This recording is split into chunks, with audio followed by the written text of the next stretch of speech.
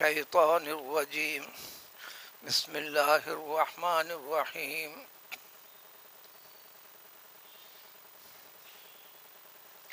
أهم يقسمون رحمة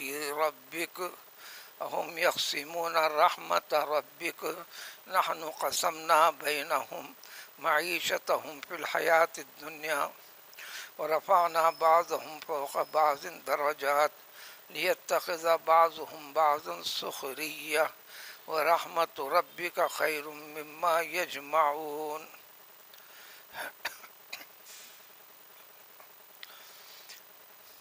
آج کی ان آیت سے پہلے جو سابقہ مضمون سے جڑا ہوا ہے،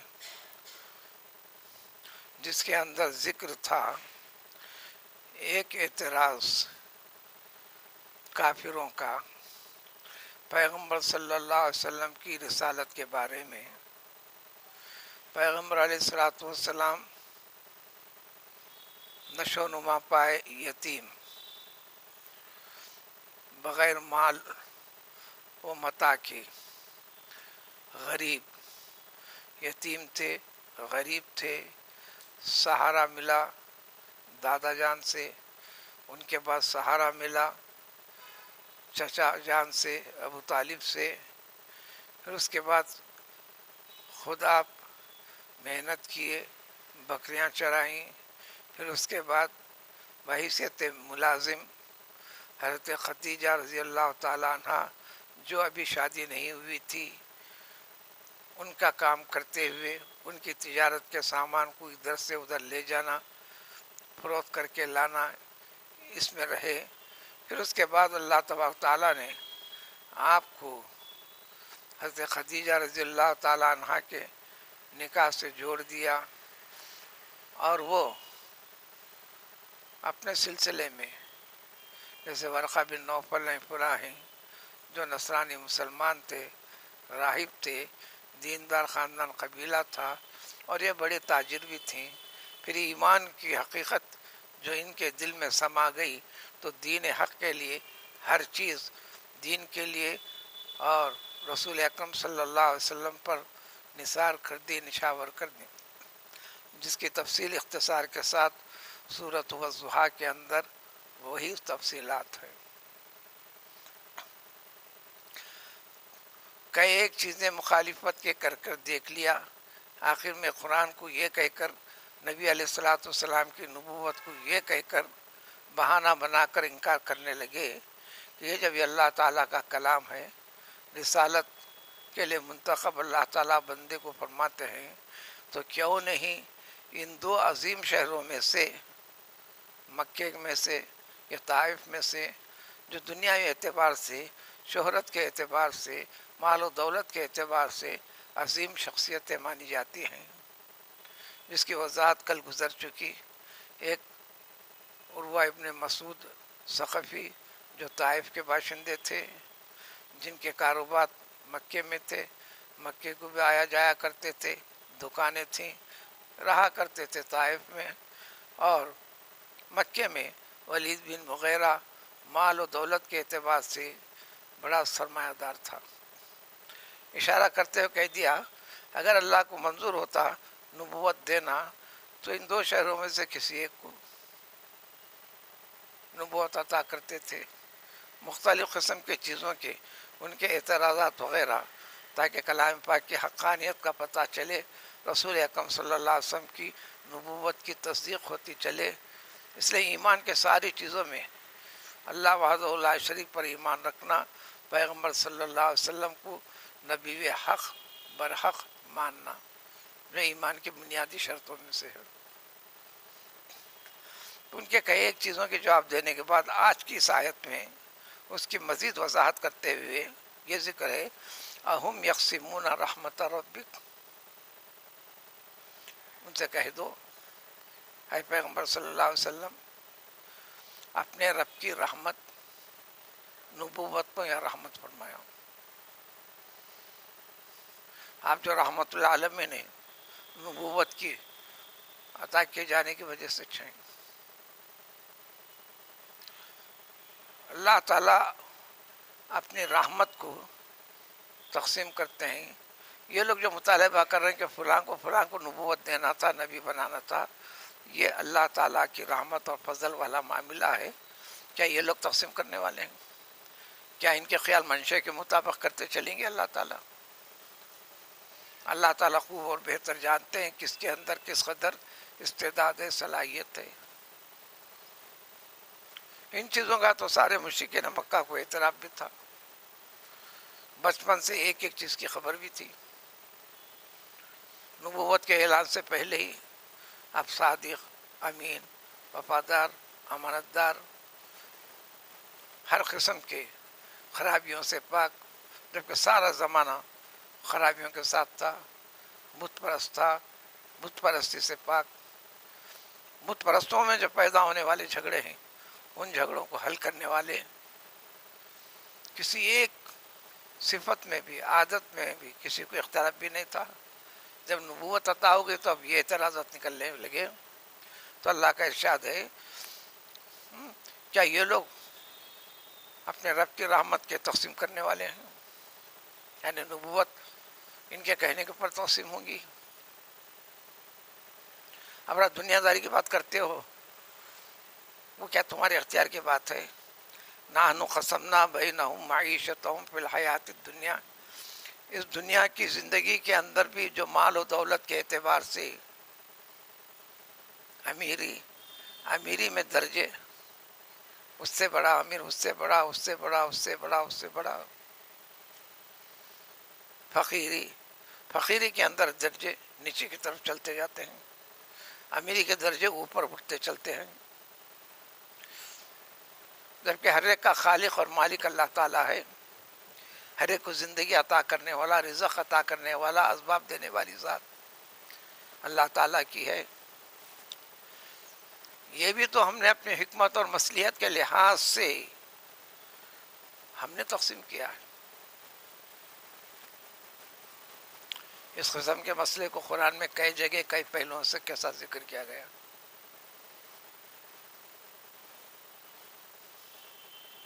سورہ نساء میں یوں ذکر ہے، وَلَا تَتَمَنَّوْا مَا فَضَّلَ اللَّهُ بَعْضَكُمْ عَلَىٰ بَعْضٍ، یہ دنیا داری سے متعلق ہے، یہ قدرت کی عطا ہے، اس کے پر جلنے سے تمہارا کیا ہونے والا ہے؟ پھر ایک دوسرے کی دولت وغیرہ کے پر حسد کرنے، اس کے ختم کرنے کے لیے یہ سوچ کیوں کر رہے ہو؟ یہ چیزیں اللہ تعالیٰ کی عطا کردہ ہیں، اگر تم چاہتے ہو فَاسْأَلُوا اللَّهَ مِنْ فَضْلِهِ، یہ بھی ایک فضیلت اللہ تعالیٰ کی، نبوت بھی ایک فضیلت اللہ تعالیٰ کی، جس کو عطا کرنا ہے وہ عطا کرتا ہے۔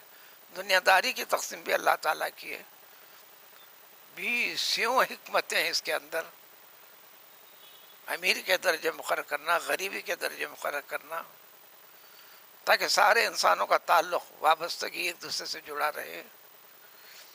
اگر مالی اعتبار سے کمزور ہو تو پھر عمرہ کا کام کرنے والے کون ہوں گے؟ عمرہ کا کام کرنے والے کون ہوں گے؟ یہ تمہارے کام کریں گے، مزدور بنیں گے، نوکر بنیں گے، چاکر بنیں گے، خادم بنیں گے، اور تم ان مال و دولت میں سے محنتانہ کے طور پر صحیح، غریبی کی بنیاد کو اعتبار کرتے ہوئے صحیح، یہ ہدیہ وغیرہ کی شکل میں صحیح، یہ زکوٰۃ و خیرات کی شکل میں صحیح، یا عزیز و اقارب کی بنیاد کے ہونے پر، قربت کے ہونے کی بنیاد پر صحیح، یا تعلقات کی بنیاد پر صحیح، امیروں سے وہ جڑے رہیں گے، ان کی پوزیشن یہ ہوگی، اور یہ پیسے والوں سے جڑے ہوئے رہیں گے، جو ان کی ضرورتوں کی تکمیل کرتے ہوئے۔ یہ بھی تقسیم ہماری ہے، ورنہ کون چاہے گا؟ جتنے فقراء غریب ہیں، کوئی بھی اپنی مرضی سے فقیر نہیں ہے، ورنہ فقیری میں رہنا چاہتا ہے۔ اور امیر بھی امیر سے امیر تر ہونا چاہتا ہے۔ کیا ایسے واقعات ہیں؟ امیری سے غریبی میں آ جاتا ہے۔ ابھی 4 دن پہلے ایک واقعہ میرے پاس آیا، جو ہوٹل نمرا کا مالک تھا، چار مینار کے پاس کا، اس نے تفسیر سناتے گیا. پھر کوئی 15 لاکھ روپے لگا کر جمعرات بازار پر وہاں ایک بڑی سی ہوٹل کھولا کرا. ہمیشہ اس کے کاروبار لاکھوں میں چلنے والے.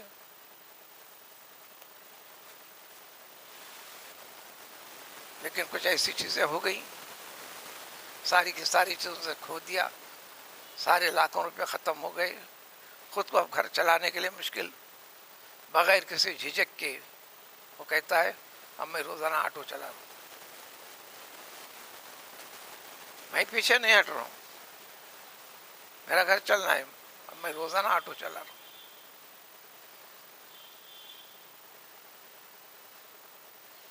تو عمرا کو غربت کی طرف پلٹانا، غریبوں کو امیری کی طرف لوٹانا، یا ان کو اس حالت پہ باقی رکھنا، ان کو اس حالت میں باقی رکھنا، انسان کہاں سے چاہتا ہے؟ انسان کو پیدا کرنے والا رب چاہتا ہے. کیوں چاہتا ہے؟ کیا حکمت ہے، مصلحت ہے؟ تم نبوت کی تقسیم کا مسئلہ لے کر بیٹھے ہو، تمہاری دنیا داری کے مسئلے کو بھی دیکھ لو. تم بے بس ہو، کچھ بھی نہیں ہے تمہارے پاس. وہ حکمت، تدبیر، وہ اسباب وہی عطا کرتا ہے. 20 لوگ تجارت سے جڑنا چاہتے ہیں، جڑتے بھی ہیں، پھر وہ تجارت ان کو ساتھ نہیں دیتی. وہ کیا بات ہے؟ رفعنا بعضهم فوق بعض، دنیا داری میں بھی ہم نے ایک کو دوسرے پر فضیلت دیتے گئی، انہیں اتنا بڑا، انہیں اتنا بڑا، انہیں اتنا بڑا، کئی درجہ بندی ہے. لیکن انسان کیا کرتا ہے؟ اس کی بنیاد کے پر یتخذ بعضهم بعضا سخریا، ایک دوسرے کے پر مذاق اڑاتا ہے، میں اتنا بڑا، میں اتنا بڑا، میں فلاں فلاں فخر کرتا ہے.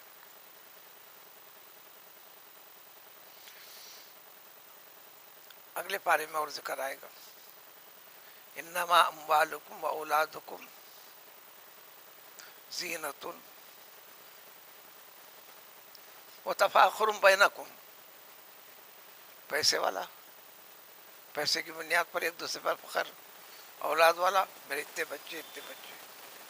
وہ آیا، آؤ جی سلام کرو، یہ میرا بیٹا ہے، یہ میرا بیٹا ہے، فلاں کر رہا.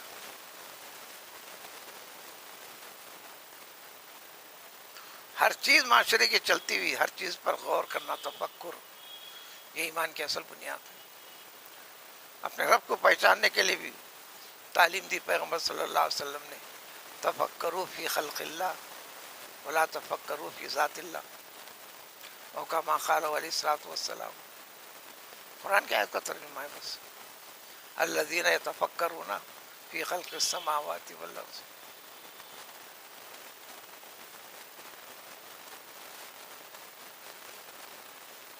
قرآن میں جگہ جگہ ساری چیزیں سمجھنے کے بعد آئیں گی. اور رفعنا بعضهم فوق بعض درجات، یہ آپس میں ایک دوسرے کا مذاق اڑاتے ہیں. یہ تو دنیا داری کو لے کر تم بات کر رہے ہو اور اس کے پر فخر کر رہے ہو کہ یہ اچھا، یہ اچھا. یقیناً دنیا کے اعتبار سے اچھا ہے، لیکن ایک بات یاد رکھو، رحمت ربک خیر مما یجمعون. ساری دنیا جمع کر لے،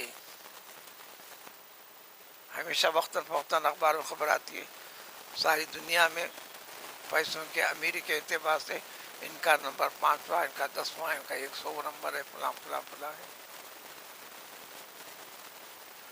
غریبوں کی فہرست نہیں آتی، امیروں کی فہرست آتی. بس یہی آیت کا ترجمہ ہے، سخریہ، ایک دوسرے پر شان جتاتے ہوئے. اس لیے قرآن نے کہہ دیا ما فرطنا فی الکتاب من شیء، کوئی ایک چیز بھی ہم نے چھوڑا نہیں ہے. ہر چیز کو اس کلام پاک کے اندر تمہارے لیے نمونے بنا کر ایمان کی حقیقت کو سمجھنے، افضل اور اعلیٰ چیز کو اختیار کرنے کا حکم دیتے ہیں، سمجھاتے ہیں.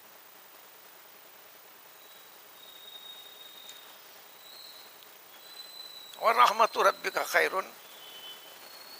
ابھی رحمت بتلا دے، مراد کیا نہ تھا؟ نبوت. اے محمد صلی اللہ علیہ وسلم، آپ کے رب کی رحمت یعنی نبوت اب درجہ بندی میں اتری. آپ اتباع کرنے والے امتی، غلامان رسول علیہ الصلوۃ والسلام، جس کی بدولت پر ایمانی درجہ بندی چلتے جا رہی ہے. نمازی، عابد، پھر عابد کے بعد زاہد، زاہد کے بعد سالک، سالک کے بعد ولی، ولی کے بعد پھر اور درجہ بدرجی.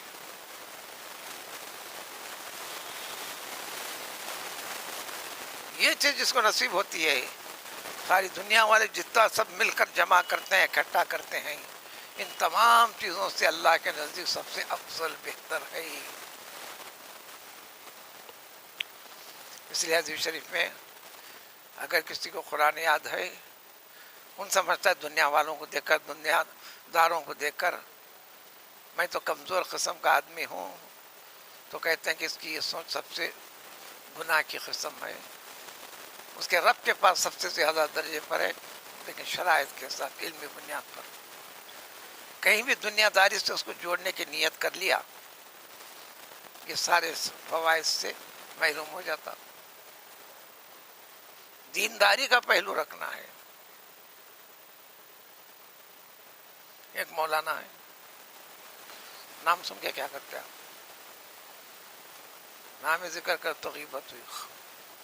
اچھائی خوبی کیا یہ دیکھتی چلی جائے گی. آج زمانے میں تفرقہ بندی ہے ناموں کے ساتھ. حق کیا ہے بتاؤ، خرابی کیا ہے بتاؤ، اخوت کو پیدا کرو، محبت کو بڑھاؤ، نفرت میں کدھر چلتے ہو.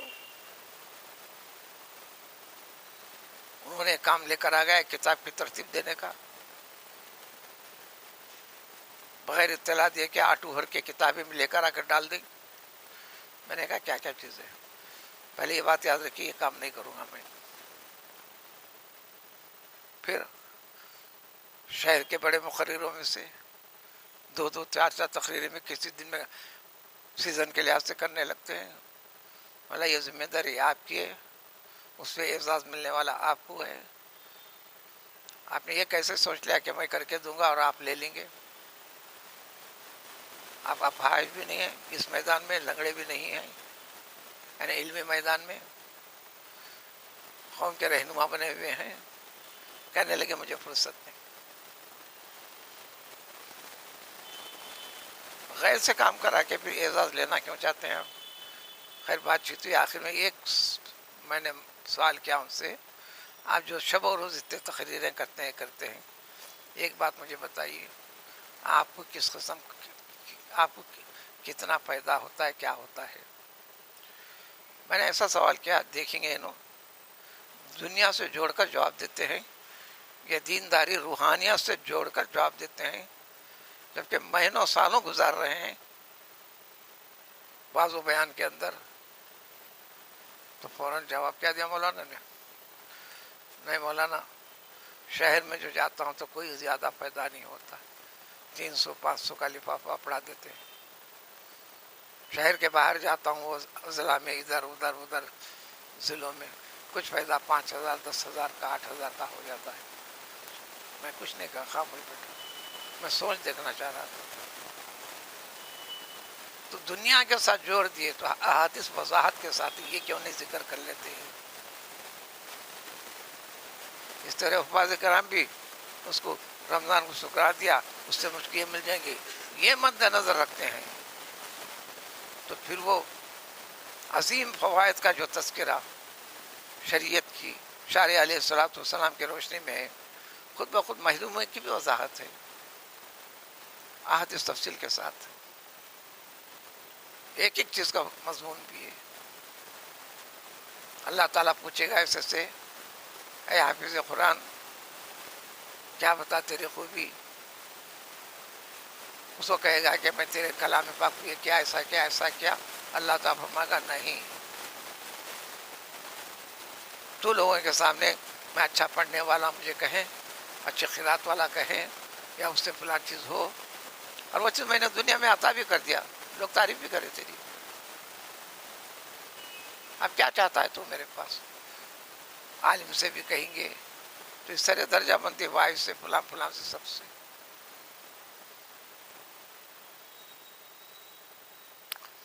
خصوصی نصیحتیں حضرت جبریل امین علیہ الصلوۃ والسلام کو بھیج کر حضور صلی اللہ علیہ وسلم کو فرمایا، پھر آپ نے امت کو فرمایا اوصانی ربی بتسعین فاوصیکم بہا،